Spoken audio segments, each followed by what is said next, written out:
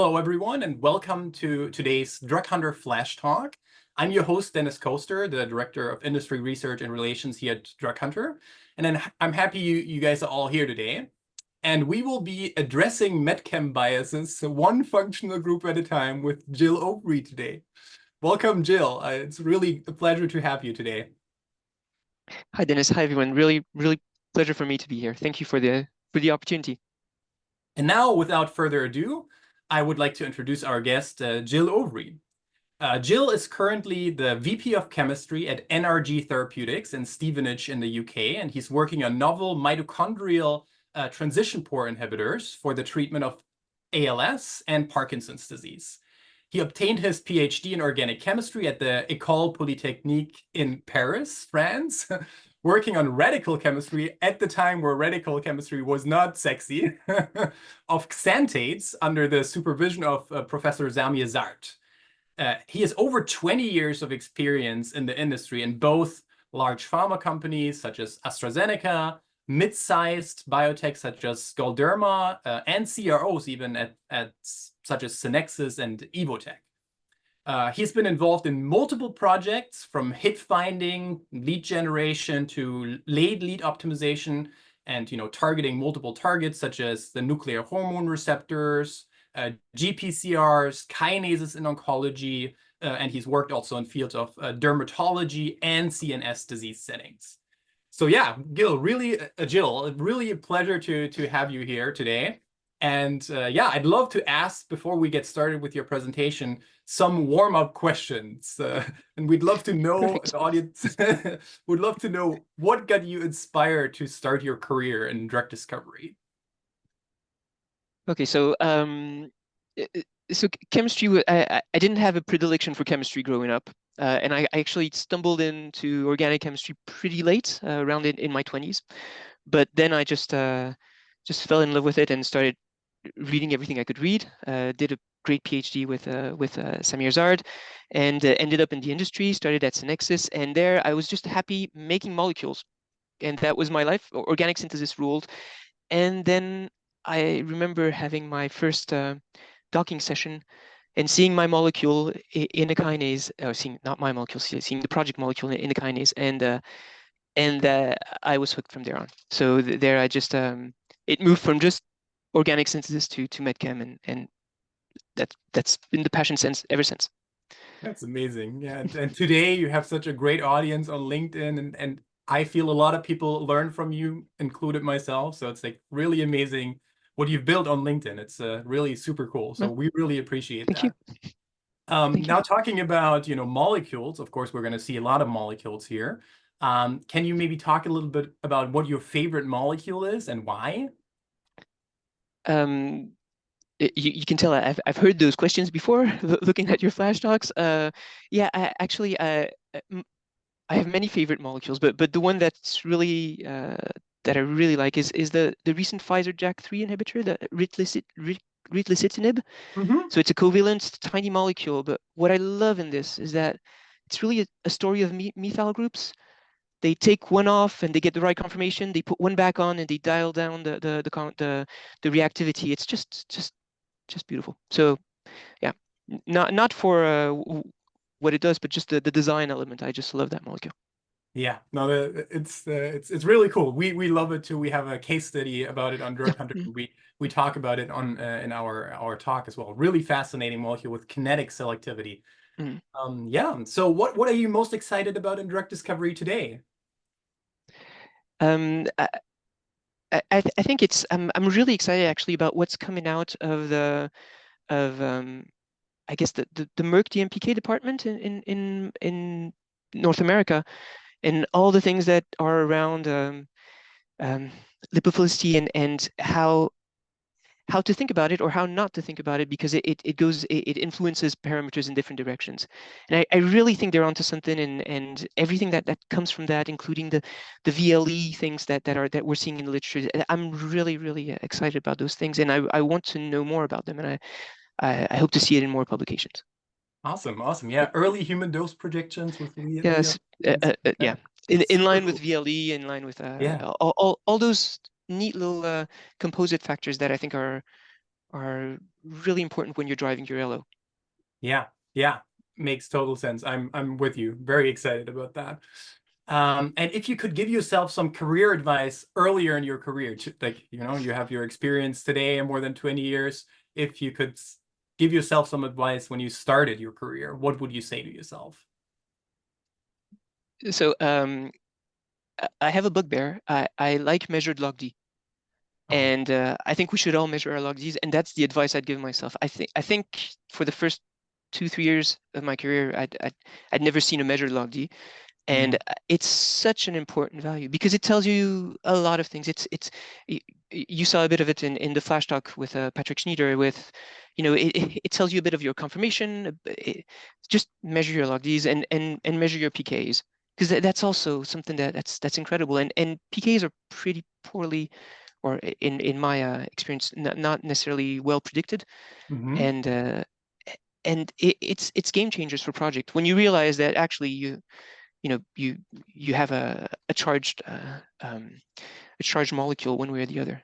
And so yeah, Yeah. I would really stress that. The other thing with log D is that it's something pretty easy to understand when you're starting. Mhm. You can say, okay, this is going to be more lipophilic, and you get the value. So it's reassuring, and it's something that gets you into the medchem thinking, I think, pretty quickly. So measure your log Ds. Awesome. Yeah, let's all measure our log Ds. And we will actually have a follow-up article about lipophilicity by Patrick as well. So stay Okay, tuned for perfect. that as well. Awesome. Hopefully you'll be excited about this, Jill. Yeah. All right, so I think last question before we get started is, what do you like most about Drug Hunter? Oof. Um, I, it's not going to be very original, but I really like the substructure search, because you have a database that is quite unique, and when you're looking for a functional group in a drug, that's where you go, because on SciFinder it's just too broad. So it's a really nice little. I really appreciate that feature. Yeah. Awesome, awesome. Amongst many other things. Yeah, But no, I love that feature too. And yeah, I guess we did not actually talk about this, but before we get started, I wanted to show you a new feature in that structure search actually that we just implemented on the beta version. So it's not fully functional yet, but please try to for the members, please try that out. It's like really a super cool feature. So go here to the structure search. And now we can search those tables here, not only by the structure, but you can also search them by the year of approval, for example. So for example, if you wanted to see what drugs were approved in the year of 2023, you can easily find that out. Or if you wanted to find out rather what kind of targets you have structures for, and what years they were approved, what how they differ in their structure, you can just easily type a target in here and find all FDA approved molecules on this particular target. And this functionality is also available not only for our FDA approved drug database, but also for our molecule database. So here, for example, if you are interested in, like, let's say, clinical candidates that are inhibitors of a particular target, you will be able to just really simply type in that target and then find case studies of molecules that hit this particular target.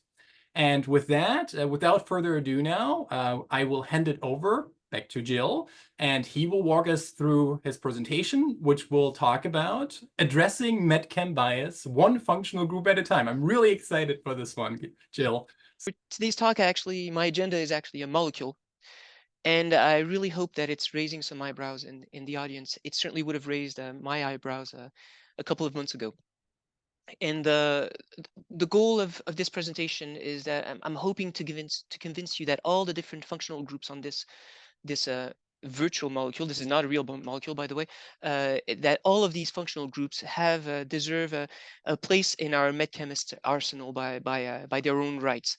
And yeah, to say the least, I've had bias against all of these. So this is really what I mean by trying to fight bias, one functional group at a time. And I'll start with my favorite, which is this little oxamide moiety. And for that, I'm going to go back in time a bit. At the time, I was working for Galderma. Galderma is a dermatology company. And so like many dermatology companies at the time, we were interested in JAK inhibitors. And Pfizer had published their MedChem on the molecule that would become abrocitinib. And this molecule had a secondary sulfonamide here. And we were really, at Galderma, we were interested in trying to mimic this to find novel molecules. And the thing, if you're not familiar with secondary sulfonamides, they tend to sit with the NH cis to one of the oxygens of the sulfone. And it's quite hard to mimic this. For instance, you can't mimic it with an amide because amides sit in a trans fashion, not in a cis fashion. So spent a lot of time working on this.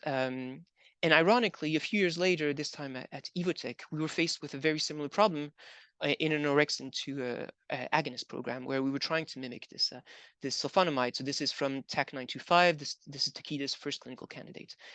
And just to give you an idea, this is not hard to, this is not easy, I mean, to replace. And just to highlight this, if you look at the second generation of compounds in this field, they all had the secondary sulfonamide, whether it's from Merck or from Takeda or from Alkermes. And I really hope that Lou one day will share the story around this incredible macrocycle. But out of all this literature, one thing really caught my eye, and there was one example, one patent from Takeda that did not have a sulfonamide, and it had this oxamide moiety.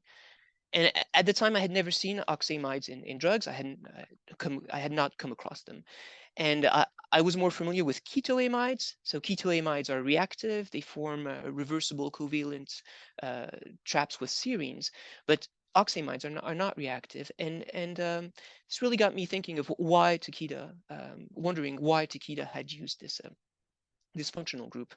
And often when I'm faced with something like that, I go back to my favorite database, which is the Cambridge Structural Database.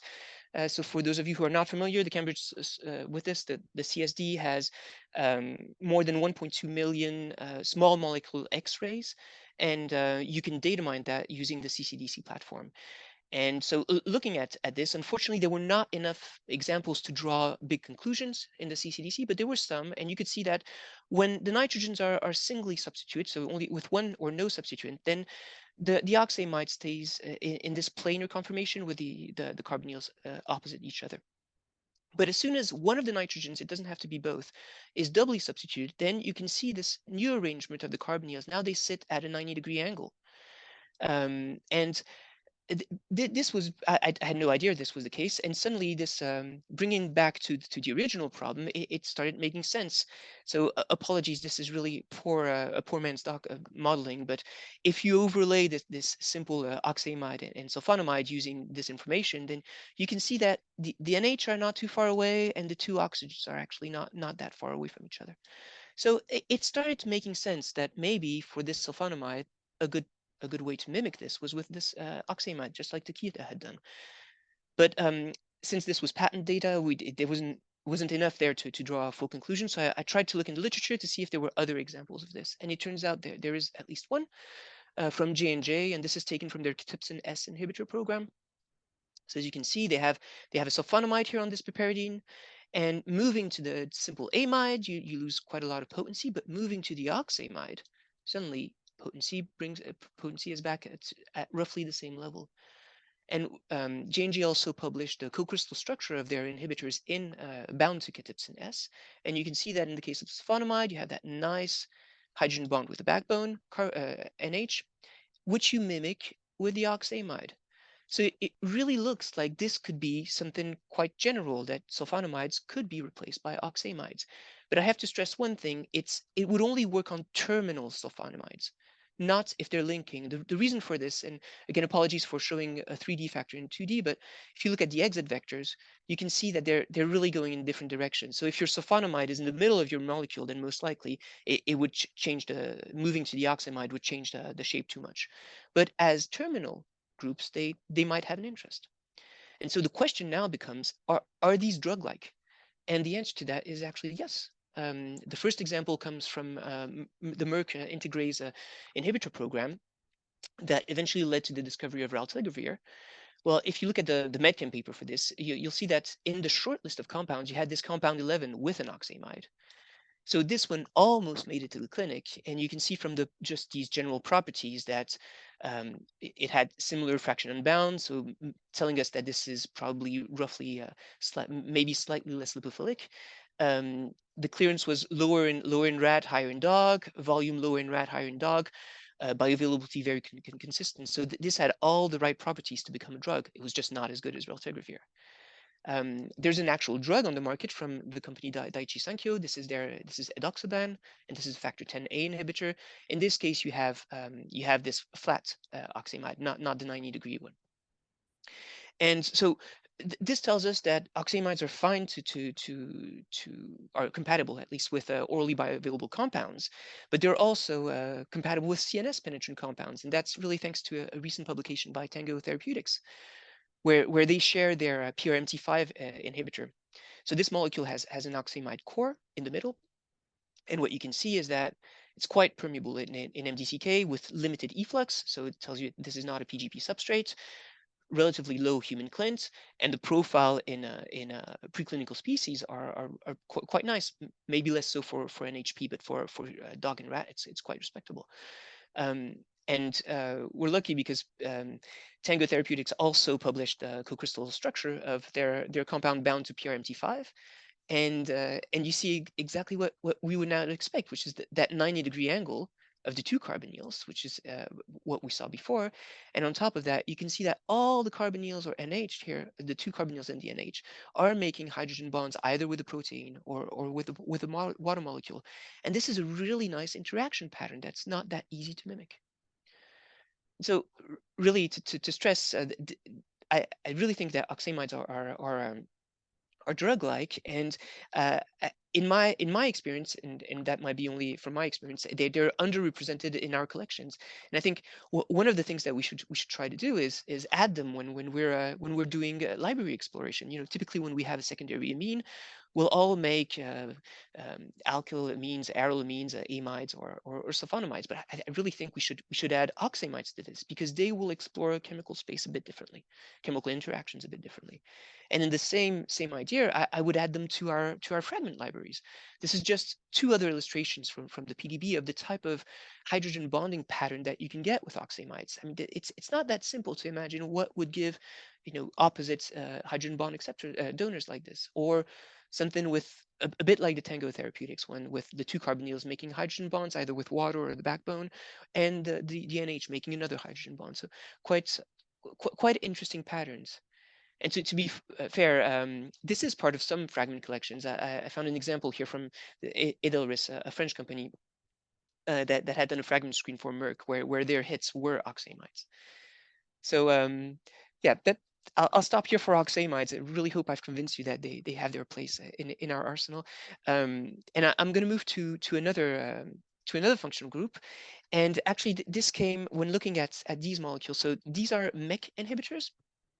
And for those of you working in kinase field, these do not look like kinase inhibitors at all, and that's because they're allosteric inhibitors, and they're very famous in my mind because they were the first time, at least I saw, a halogen bond being essential for binding. And you'll see that on all of the MEK allosteric inhibitors, you have an iodine or a bromine in this position. But that's not why I wanted to mention these molecules. The reason why I got interested in them is because of this functional group here, this hydroxamic ester. And it really made me wonder why the med chemist at Pfizer put this oxygen there. And turns out that a paper a few years after the discovery of this molecule, a paper by Exelixis and Genentech, showed a matched pair between this hydroxamic ester and this amide. And what you see here is that the drop in potency is massive between the two, right? You go from 1 nanomolar to 800. Now, not surprisingly, you get this similar drop in potency on other MEK allosteric inhibitors.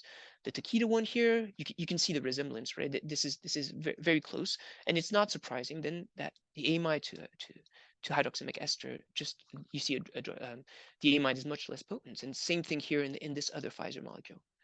This is not limited to MEK inhibitors. You have this on these other two kinases. So for instance, this p38 alpha inhibitor from BMS, where in this case, moving from the ethyl amide to the methyl hydroxamic ester, you go from inactive at 1 micromolar to 1 nanomolar. So again, a huge difference in potency. And here the difference is not as much, but there's still a slight increase in potency for that methoxy group.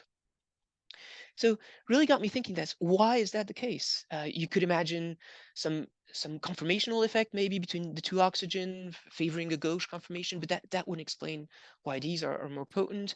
You could it's fair to think that the NH here will become more acidic, so maybe that's what's driving part of the potency.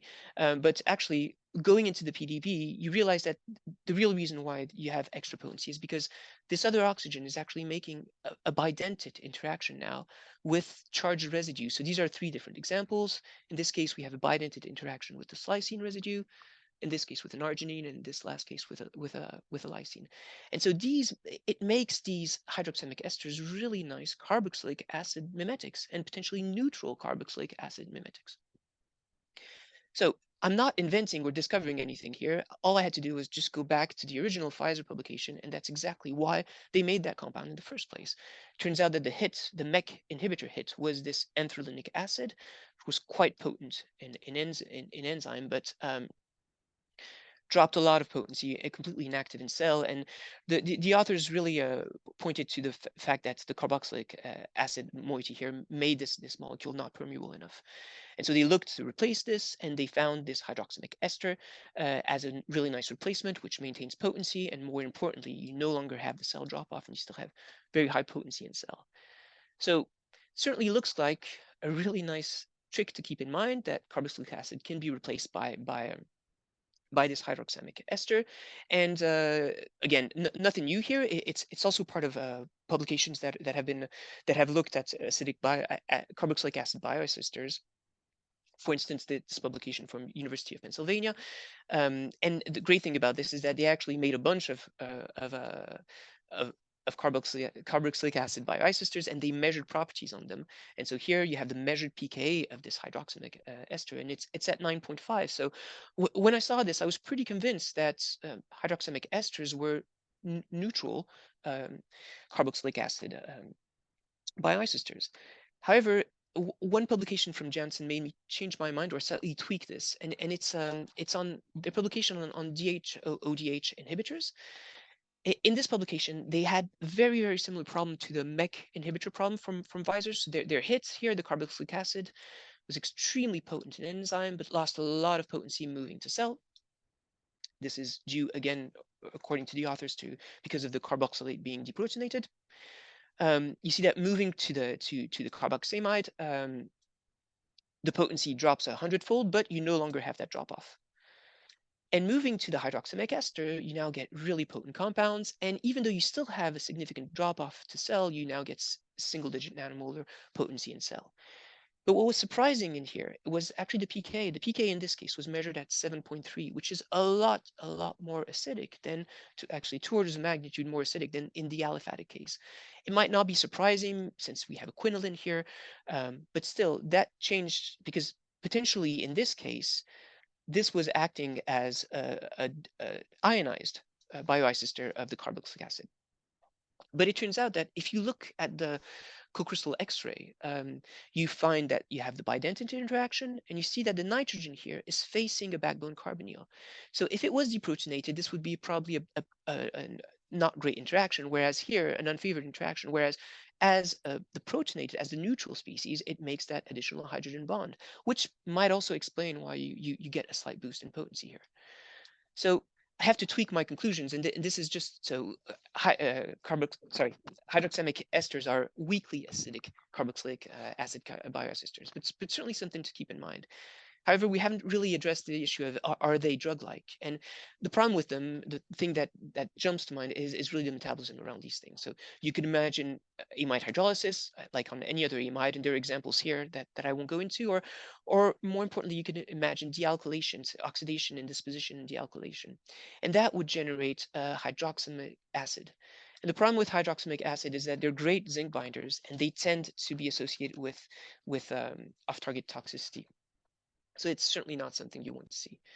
Now, if you go back to the keto compound that I shared on the first slide on this, you can see that this time if you look at the microsome data, moving from amide to hydroxamic acid, you get more metabolism, which is indicative that you've introduced a metabolic soft spot in this case, either in this position or the hydrolysis. So clearly, you really have to be careful with your metabolism when you're dealing with hydroxamic esters.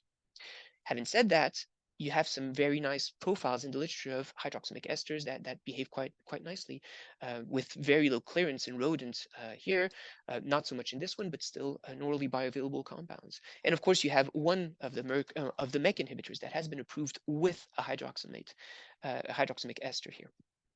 There are more MEK inhibitors approved, but this is the only one that actually has the hydroxamic ester in it. And just before leaving the subject of hydroxamic esters, the most famous of all is the wine-reb amide. So what about wine-reb amides in drug discovery? Well, again, before looking at that, I went back to the CCDC. So another thing that you can mine CCDC for is torsions. And so you can ask the CCDC for the substructure. So in this case, a secondary hydroxamic ester. And it turns out that there are 59 examples of small molecule X-ray with this. And you can look at the torsion of this, which sits, as you would expect, around 0 degrees, like any other secondary amide. But what happens when you move to the wine-reb amide? So when you alkylate this NH? Well, it's pretty neat, because as soon as you alkylate this, then it flips over, and then the oxygens face opposite each other. And this is really due to steric component between the two carbons here. It's not oxygen-oxygen repulsion, it's really steric component. So what this tells me is that if your design strategy is to have the bidentate interaction and to mimic a carboxylic acid, by alkylating that NH, you are putting yourself in a less favorable position, and it will cost you a bit to get to the right conformation for the bidentate interaction. So it might not be the best strategy. Having said that, you do have some examples with the right conformation, and there are examples where mainly where you have orthosubstituted aromatic groups here. And the reason for this is that they sit perpendicular to the carbon. So now you no longer have the steric problem.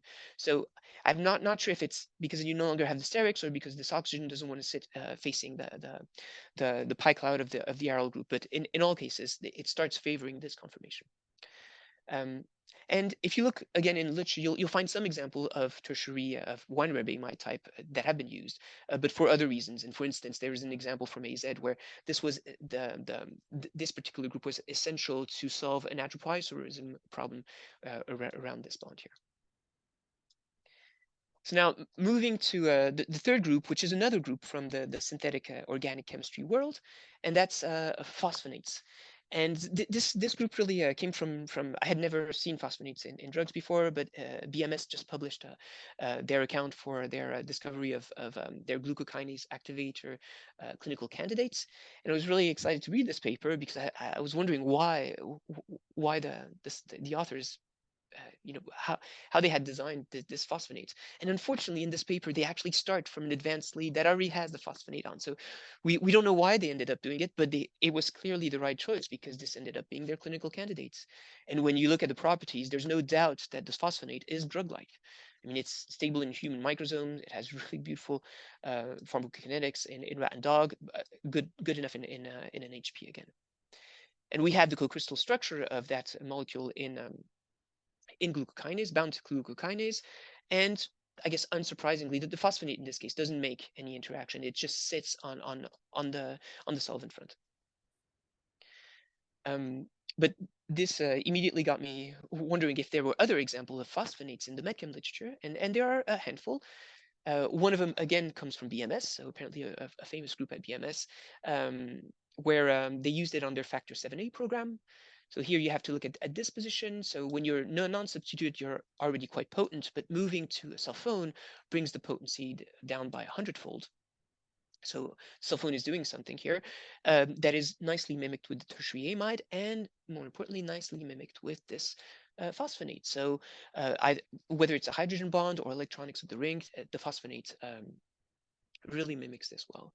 And the important data point also here is, to my mind, is this permeability. This just shows that the phosphonate in this case matches the other group in permeability. It's not detrimental to it, and you'll see why I'm mentioning this in a couple of slides.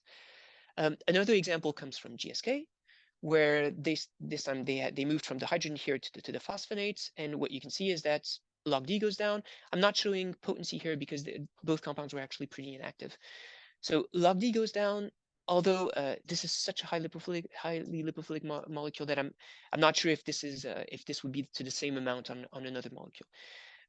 Again, importantly, I think the the PAP, so the permeability is maintained. So this is good permeable group. There are a couple of other examples from Gilead, and I think this was a popular group at Gilead about 10 years ago or 15 years ago when they were working in their HIV programs, because it ended up on completely different molecules. The authors did mention a solver anchoring effect, but I haven't dug into this. It looks like an interesting thing to follow up on. But unfortunately, they didn't share any ADME data on these that I could compare with. So the big question when you see phosphonates is you got to think that they were going to fall apart in the body. But so you can imagine hydrolysis around the phosphorus, on the phosphorus, and that happens, but it only happens when you have phenols here, not ethanols, or fluorinated alcohols. So good leaving groups if you want. And then the other thing is you can imagine oxidation and dealkylation here. And to answer this question, we have really to Boehringer Ingelheim scientists to thank, because they came out with this incredible publication on phosphorus-based groups. And it's incredible because they made analogs and they made match pairs, and they measured the properties. And so here they took Gleevec or imatinib and just made a lot of different groups in this position. And that's what you have here. They measured log D, they measured human clint in human microsome. So this is what I have pictured here.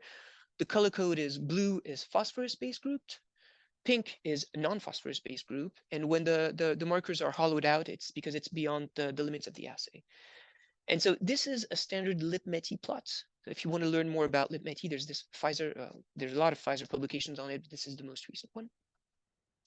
And the thing with LipMeti is roughly, if you can read the LipMeti on the diagonal line, LipMeti is basically normalized metabolism by lipophilicity. And if it's on the same diagonal line, roughly you could imagine that it will have similar half-life in vivo. So I'm not saying it has similar clearance, I'm saying it has similar half-life. So even though this phosphonate here has high clint, that's what you see on the y-axis, it's only because of its log D. And so in the end, its volume of distribution unbound will also be presumably higher. And so the overall, you should have similar half-life as the ones on this group. So this tells us that this doesn't seem to have a liability and seems to behave relatively in a similar way to other groups that we're used to. The other thing that you can see in a LipMeti plot is you can spot it highlights potential metabolic soft spots. And so, for instance, these two groups have the same clearance, but this one has that clearance as much lower log D, so which might highlight that there's something, a metabolic soft spot in this, and potentially the methyl group here. I don't have data. This is just this would be my interpretation of this graph. But the bottom line is that phosphonates do not have something really weird going on from a metabolism point of view, or at least not in this Gleevec series. Of course, if you change the ethyl and if you put a group that is more prone to oxidation, for instance, a benzyl group, then you get oxidation. And this was the whole strategy for metabasis therapeutics when they made this prodrug, which in the liver gets oxidized here by cytochrome P450, which liberates the phosphinic acid, which is the actual drug. So you can use this, but it's not the case for the ethyl groups, or certainly not in the Gleevec case. So another great thing that the Boehringer Ingelheim scientists measured was permeability. And same thing, same color code, blue is phosphorus, pink is the other groups, log D versus KGO2PAP. And what you see is that you have that, I guess the usual trend of going up in log D, not too high, and seeing permeability go up. Now, the phosphorus group are slightly lower, but they're still in the noise. So these certainly seem to behave as you would expect. But of course, there is one outlier here, and it's that dimethylphosphine. So for those of you who are familiar with the Flash talk, you might have seen the coffee chat where Lou, Dennis, and Dennis talked about the unusual motifs in drugs, and this is certainly showing up in drugs, and this was highlighted. And my experience with these groups is kind of summarized in this, meaning that they drop log D a lot, so it's great for certain properties, but their permeability is worse than what you would expect, and that's exactly what we're seeing here. And I think the reason why this is the case is because of the pK beta or pKBHX or hydrogen bond acceptor capacity of the oxygen. And so here you can see that this is an incredible hydrogen bond acceptor. It's 10 times more hydrogen bond acceptor than amides and 100 times more than sulfones. It's an incredible hydrogen bond acceptor, but as was shown also in another flash talk with Patrick Schneider, it can influence efflux and it can influence permeability. So it's really something that you should keep in mind when you're introducing this group. And in fact, when I was looking at this, I also looked back at the molecules that are in clinic or on the market with dimethylphosphine. So this is just a side slide.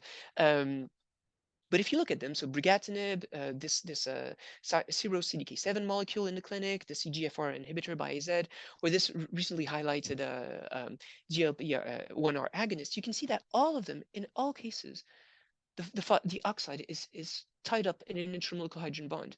And I don't have any data to back this up, but I wouldn't be surprised if this was a prerequisite for this group to have good enough permeability. Certainly would like to, yeah, if people have ideas on this, I would be very interested. And there's even a recent example by AZ where they shared their covalent BFL1 inhibitor. And in this case, the dimethyl phosphine oxide was essential to the molecule. If you don't have it, if you have any other hydrogen bond acceptor, it's not active.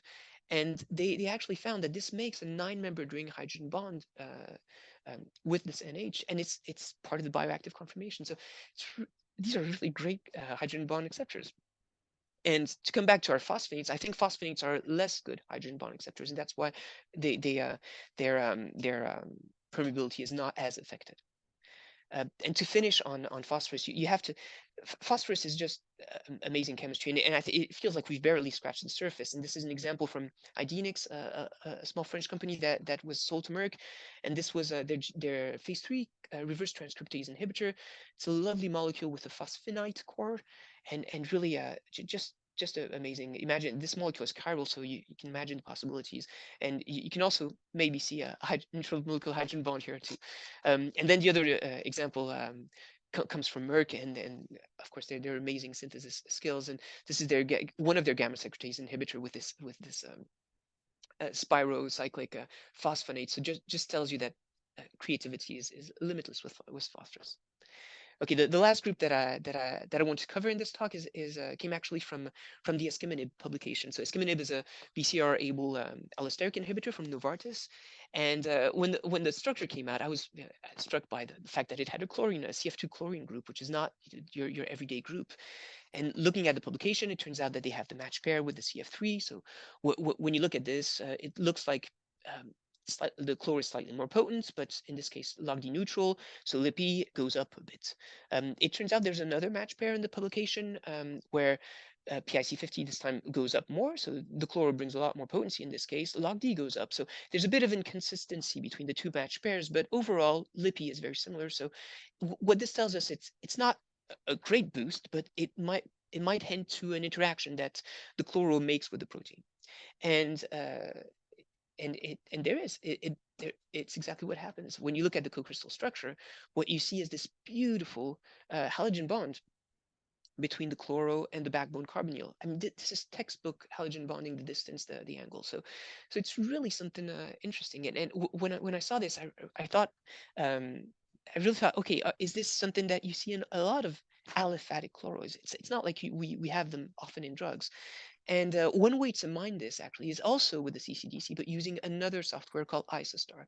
So Isostar allows you to mine for intramolecular interactions in the CCDC and actually in the PDB also. So what I did was ask for aliphatic chlorines and all close contacts with carbonyl groups in the small molecule X-ray world.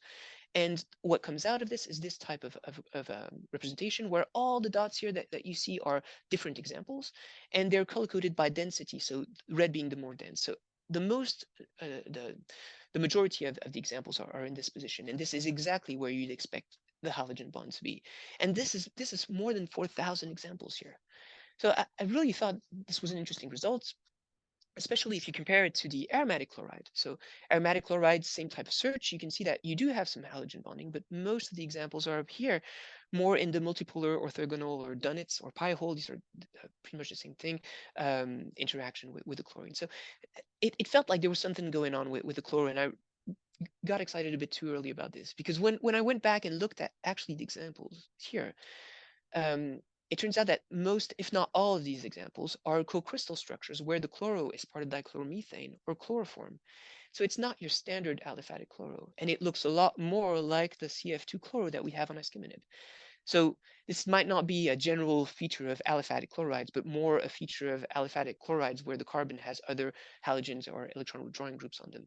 And there is another example of a drug, actually this is from UCB, And this was in phase 3 for an anti-epileptic drug, which also has that weird group here. And unfortunately, there's no MedChem story to this to date. So I'd be really interested in finding out if this makes a halogen bond or if it was for other reasons that it was selected in the end. But this really, and it made me want to learn, see if other alkyl chlorides could be of interest. And there is one other example that I could find. This is from Roche and their RNA polymerase inhibitor program. So in this series, they had this potent inhibitor, but they had high human cleanse in microsome. And so it turns out that the metabolism was mainly on this terbutyl group. And they looked at lots of replacements of this terbutyl group. And one of the replacements that was actually quite productive was this chlorocyclopropyl group. And it turns out that it maintains potency, and for it also drops metabolism quite a lot. So that looks like an interesting group to keep in mind. The question becomes also, is it doing this because of log D, or is it actually doing some metabolism blocking? And unfortunately, there was no log D measured in this publication. So I had to find some match pairs, and it turns out that this group is actually quite popular in the crop science field, and crop science patents actually often have log D, measured log D in them. So you can get match pairs from there, and there are a couple of Bayer crop science patents where you had some match pairs, and you can see that the chlorocyclopropyl versus the terbutyl versus this cyclopropyl methyl drop log D, but between 0.2 and 0.3. So there is a slight drop in log D, but it cannot explain that drop in metabolism. So most likely this is really metabolism blocking also, which is a nice group to have. But I'll stop here on the chloro. There'll be a lot more next week on chloro compounds with Yoshihiro's flash talk, and of course check out his publication last year on the magic chloro. So after my agenda molecule, here's my summary molecule. I really hope I've convinced you to do more oxamides, and they could be nice sulfonamide replacements, but also just have a unique interaction pattern. Hydroxamic esters, I think, are also quite interesting. The bidentate interaction, the carboxylic acid replacement are good features. I would be just a bit cautious about metabolism. I think we're going to see more phosphonates because they're permeable and they're lipophilic hydrogen bond acceptors. There are not that many of them. And finally, the chloro. It's very, very niche, but if you need, if you need a halogen bond, or if you need a terbutyl replacement, these could be ways forward. And finally, just one last thing, just to say thank you. So thank you to Galderma and Evotech MedChem leadership team, who have always given me time to post things on LinkedIn and to look things up. And of course, Energy Therapeutics for allowing me to do this talk and continue my work on LinkedIn. Of course, Dennis for reaching out. And most important, for all the authors of the cited reference, because I didn't do any of this work. This is all publications. I'm very, very, very grateful that people are publishing. And finally, the comments on LinkedIn, which changed my mind on a couple of things in this presentation. So yeah, thanks a lot. Awesome, Gilles. That was an amazing presentation. Just really awesome. Like, I think you've addressed so many biases, and this presentation already had an impact. We actually just saw that in the comments from Catherine. Catherine was the lead chemist at Merck on the cyclophilin fragment, and she said that it was challenging at the time to convince the team that oxamides would be a moiety to pursue, and she thinks that thanks to this webinar in the future it'll be easier for people. So Great. you're Very making happy an to hear immediate that. impact here. Awesome. Yeah, we already have a lot of questions from Damien here about the pKa. So how Yeah. would oxamides compare to sulfonamides?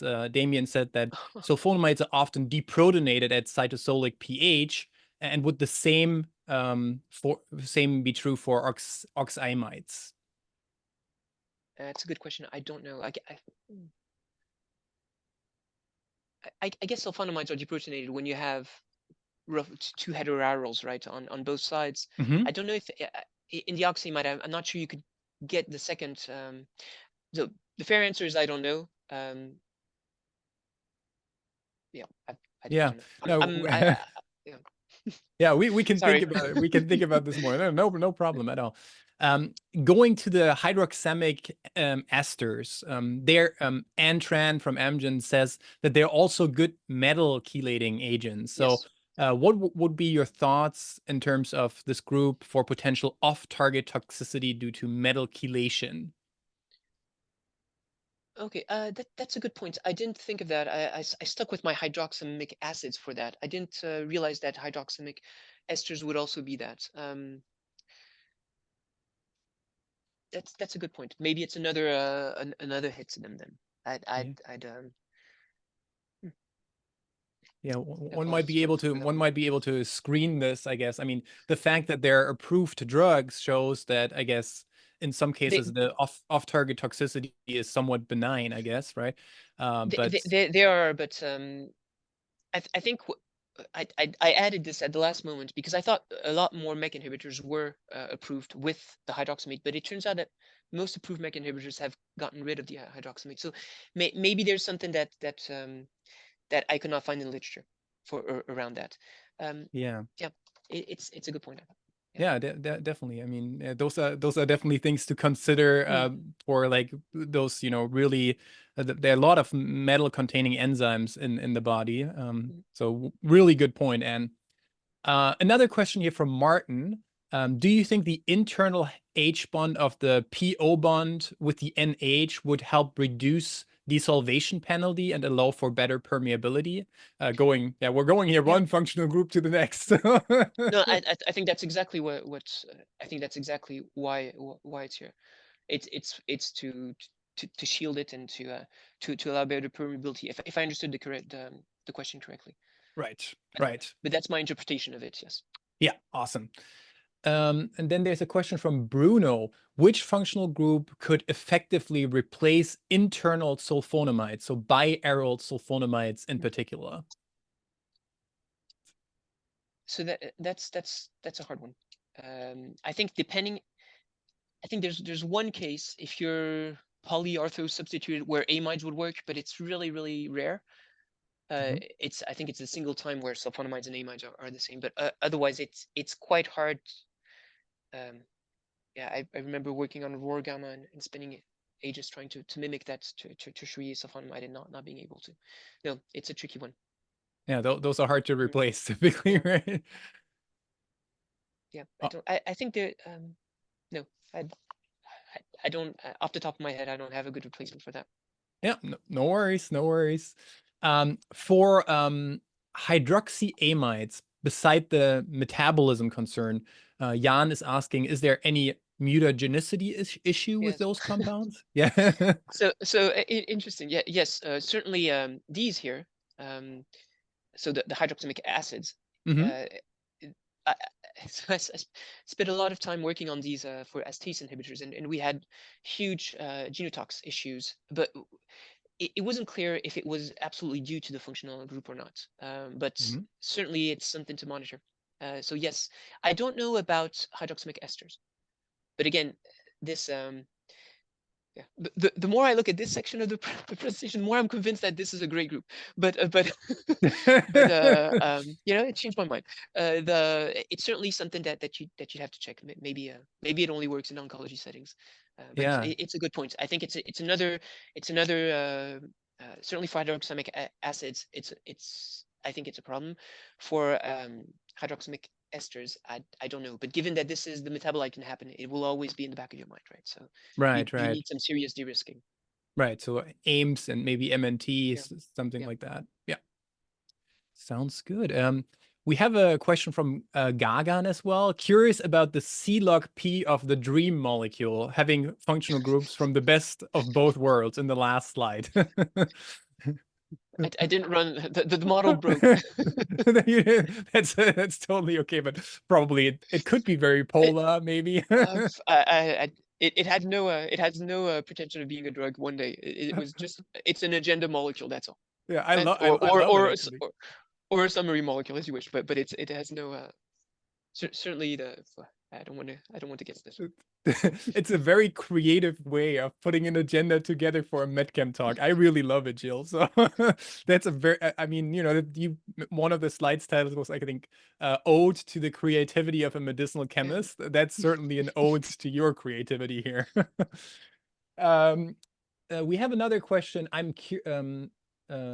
Lebreton, as Lebreton. I am curious about to know if anyone can access the CCDC database to do the type of data mining, torsion plots, and more that you showed. Like, yeah, maybe you So can no, share more. it's not free, right? You need a Hmm. license. Right. Um, so that's if you're in academia, I think it's greatly reduced. But if you're in the industry, it's you need a license. Um, I strongly suggest if you can getting one, because I think that the data in there is just amazing. If you are really looking for, there is an open version of the CCDC called the COD, but Hmm. it doesn't have the CCDC software, so you can't analyze. You have to go through the structures one by one. So it's a good way to get an idea, but it doesn't allow you to do the plots that the CCDC allows you to do. Yeah. Yeah, makes sense. Maybe I have a question really quick. So, I'm like really curious. You showed like this really very nice tour through all the different functional groups and how they could be replacements for certain functional groups like sulfonamides or carboxylic acid. So I wonder, how do you pick your topics to read on? I mean, you're reading so much, you're writing so much. Like, what is a good way to like pick topics to read on for our audience? So I first started on LinkedIn by you know a problem comes up in your project, and you do some reading, and if you don't write up that information, I would lose it. I would forget it. So I started writing up for that reason, and I thought, okay, well, let's post it on LinkedIn. And but now it's the other way around. Every time I read a publication, and if there's something in there that I don't understand, then I'll dig it regardless of the topic. And yeah, so it's just if I see I'm target agnostic, right? I look at any Nice. MedChem paper, and or actually molecules of the month on Drug Hunter, and I'll look through these, and I'll say, okay, well, I don't know that moiety, or I wouldn't have thought of that, and I'll just dig into that. And if it's enough if there are 2 3 publications, then I try to write it up. Again, it's more for my memory than. Well, you're doing a great service to the community for sure with that. Awesome. We have Nitesh, who's interested in, he says, great presentation, Jill. So he's also Thank you. interested in your ALS research and ask if you could talk a little bit about that. Um, sure. It's so energy therapeutics is working on an old problem, which is finding brain penetrant molecules that can inhibit the mitochondrial permeability transition pore, and yeah, so we found some, and we found a new target, and we um, so we're making good progress, and we are yeah, finishing LO, and gearing up to um, yeah, gearing up to interesting stuff on. Nice. But what's really, as a med chemist, what I find really exciting is that it's not fast following, or it's the first time there's no literature on this target, so it's really really quite exciting to be on a first in class type project. Yeah, So absolutely. yeah, And for more will come in the coming months, but that's all I can say for now. awesome. Yeah, no, we definitely look forward to that. Like, yeah, I know, like, really interesting to be on a first in class. And brain penetrance is like one of my, favorite topics Mm, as well, as you probably mm, know. yep. So yeah, that is super excited for your research here, Jill. We have one more question here from Jan. How about N-alkylated hydroxamide acids? Oh, you mean Hydroxamic acids. so OH, but not, so the alkyl group would be on the nitrogen, not on the. I Right. I think these have been I believe these have been looked at, but again, as metal binders. I think Mhm. there are some examples here, yeah, as metal binders. So I didn't go down this. I didn't look at those for this presentation, but they are known as metal binders. I think when people, there was a lot of push around hydroxamic esters and around any zinc enzyme, and Mhm. so people have tried to replace, and there's been a whole lot of literature on that, but yeah, so there's a niche for this. Sounds good. Yeah, let's see. We have one more question here. Excellent presentation, Jill. As you highlighted, dimethylphosphine oxide, the phosphine oxide group is very polar and significantly impacts permeability unless you have intramolecular hydrogen bonds. Just wondering, would it be possible to tweak permeability with a more lipophilic group? For example, replacing the dimethyl group with more lipophilic acyclic and cyclic alkyl groups. If you had any thoughts on this. I think I've seen a paper go by that uses maybe a 5-member drink here. Mm-hmm. It's a good point. I guess if you find a way to sterically shield the oxygen, then I would imagine it would work. If it's not, I don't know if you can by just steric shielding, but if you can, I guess it would work. But that's it. I Yeah. think the NH is probably a better bet. But again, I'm basing this. This came off of this graph, and Yeah. this is just an observation. I'm not. I mean, this group is being more and more looked at, and there's there were a couple of papers recently that had the phosphine oxide group in there, and in both cases they were not cell active, and I really felt like you needed this, but I don't have Yeah. data to. So you'd have to ask big companies with large databases just to go mine and say, okay, no, you need the NH or not.